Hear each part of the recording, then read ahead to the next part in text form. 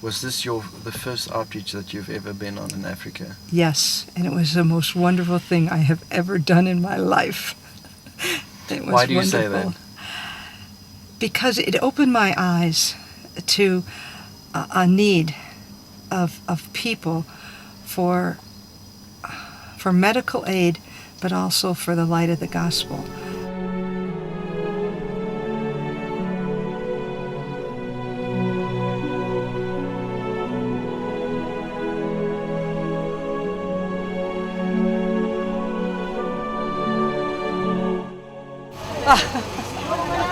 Trying to find glasses for people.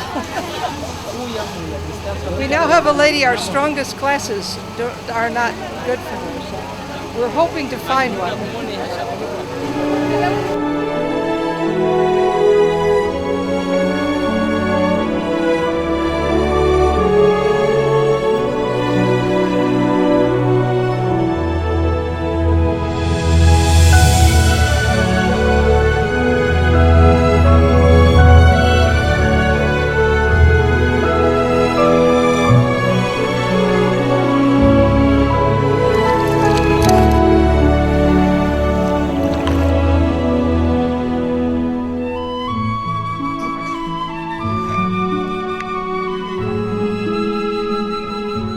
Just tell me when it gets clear.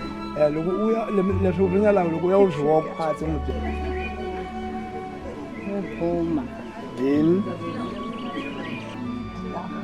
I think I want a smaller one.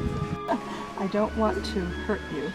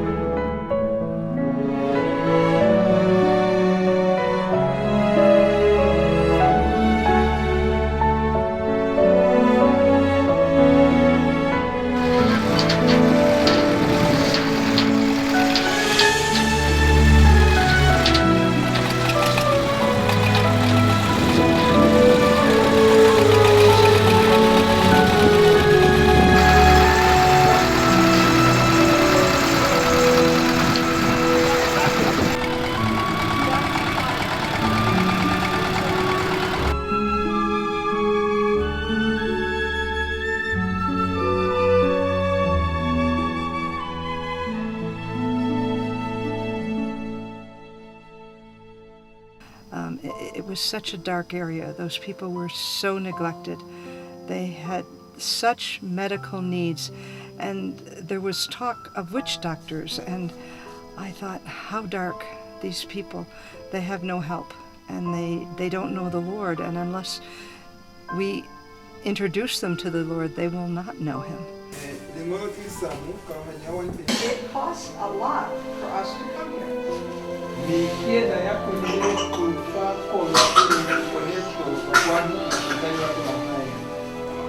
I had to come from America to Africa.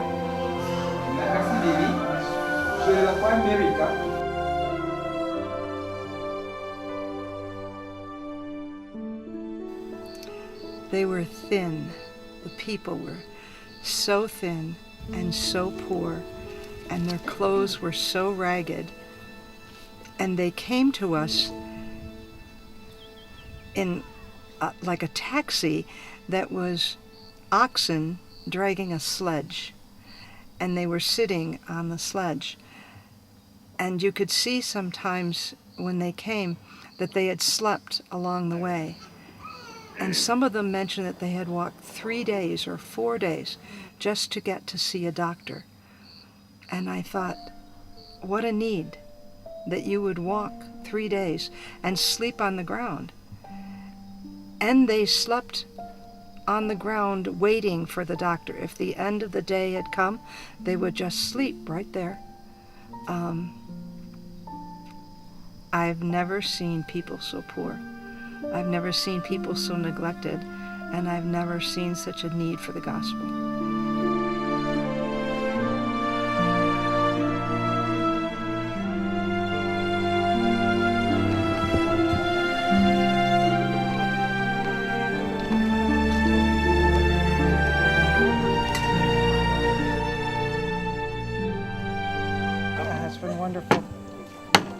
helping people has been just awesome.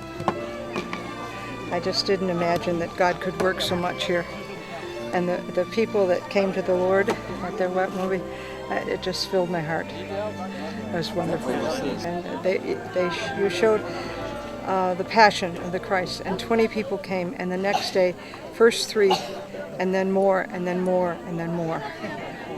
And it just filled my heart with joy.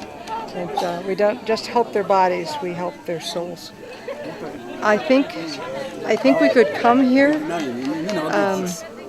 10, 12 times a year, and we would just touch the edge of their physical needs and their spiritual needs, because they're still going to the witch doctor. They still are living in darkness, spiritual darkness, and there's a real need here. We could do so much more if we could just come more.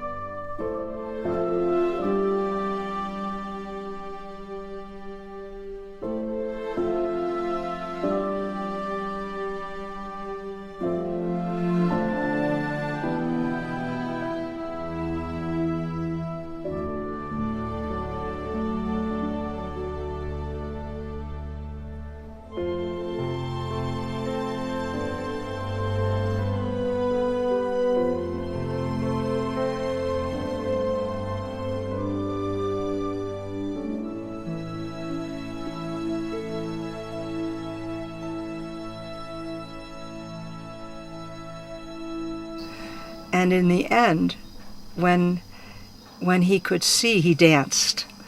And this was the first that I had seen in these people any sign of joy. They're a very sad people. They didn't have a lot of joy.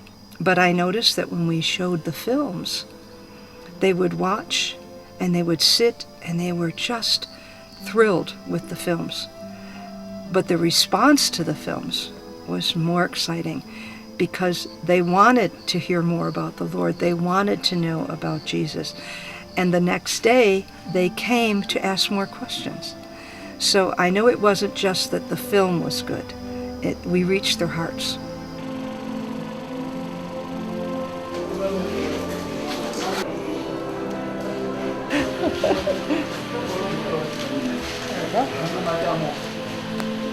I have a nephew who is a pharmacist, and he is going to laugh and laugh and laugh that the professor did the pharmacy.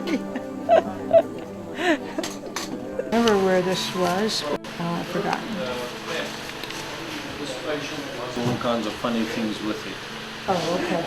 But after a while, you learn the medicine, and you learn to read doctors' writings, which is very different.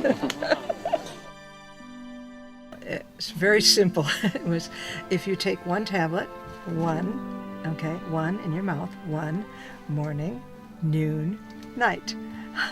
And if it's 2 in your mouth, morning, noon, night. And then I'd ask them to repeat, and they'd go in their language. And they seemed to understand. It was the roughest road I have ever seen.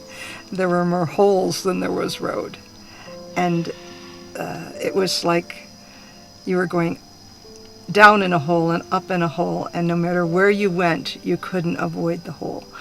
And it was like a ride on a carnival, riding in the truck. You saw the theater driving on that road. How did that Yes.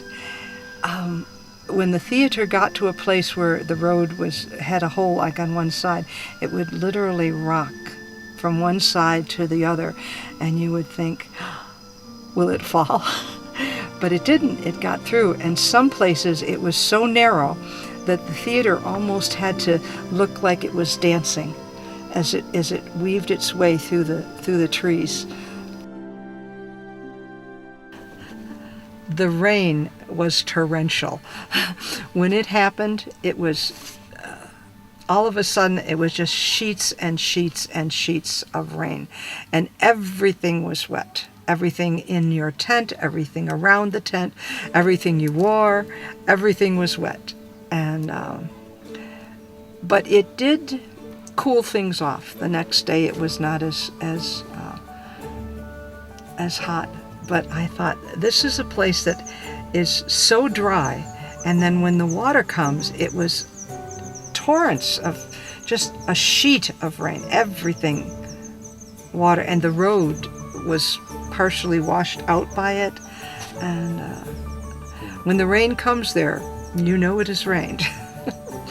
And I thought, oh, this is going to be a long outreach with going to bed wet every night. But it wasn't so bad. By morning, you were dry. Mosquitoes? Clouds of mosquitoes, so that the air looked brown with them. Tremendous. And we were giving out a lot of malaria life to the people, so you know that it was a malaria area. We lived in tents, and there was one time on the way back when a German visitor came and saw us, and we told him what we did. And he asked, were we the doctors? And we said, oh no, we're the staff. And they said, oh, well, the doctor's not here in the tents. He must be in the hotel. And we said, no, the doctor's just away. He lives in a tent too. And the man went, he was so amazed that a doctor would live in a tent. The accommodations are unique. There's no flush toilets. There's no showers for us ladies. We got sand fleas in our tent. But it was every night we went to bed absolutely tired and slept beautifully, and every morning we woke up ready to work. And that was a tremendous blessing. Can you perhaps say a few words about this outreach and what you've been experiencing? Okay, this is a wonderful outreach. You get to help people and to teach them about God. And we also get to wash clothes in a very unique way. It's lots of fun. The toilets? Holes in the ground. And along the road, there are bushes. And for a woman, that's a little bit strange. But after a while, you kind of get used to it. But I know when we were coming back and we stopped and we camped a place where they had showers, I think I stood in the shower for 2 hours. I took 10 layers of dirt off of me. But it made you appreciate a shower, and you hadn't had one.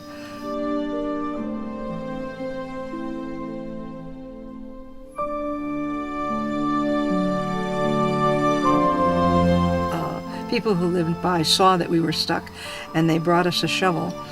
But the car was stuck right up to the chassis. It was sitting on the sand. It was after dark, had to be about 8 or 9 o'clock.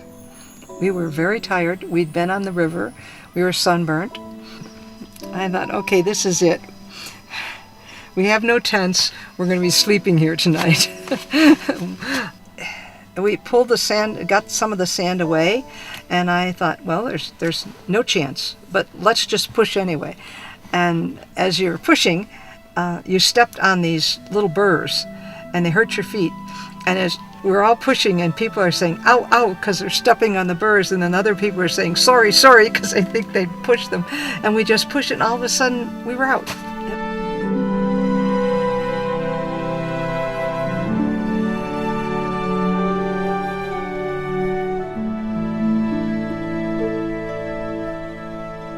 A most funny thing happened, but it was privately funny because no one else saw it happen. And we had arranged a way for people to take showers. And of course the shower was standing in a bucket inside this like fairly narrow little tent. and you would pour a pitcher of water over yourself and wash really quick, and that would be your shower.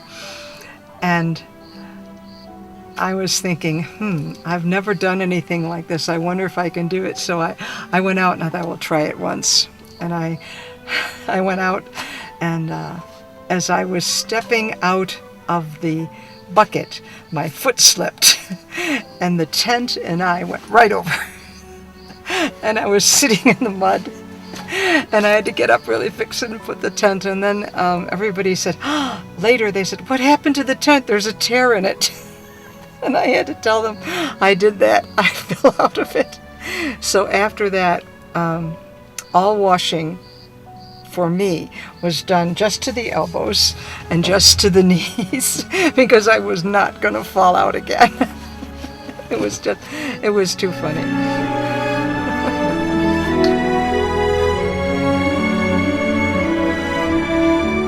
I have within my life, I'm 75, by the way. I'm not a young person. And most of my life, I have fought abortion. I have been pro-life. I was pro-life professor. That's amazing to be in a big university, State University of New York. Very, very liberal, very... The first time I got arrested for doing something at a clinic, one of my students fingerprinted me, and he says, the prof is going to jail, the prof is going to jail.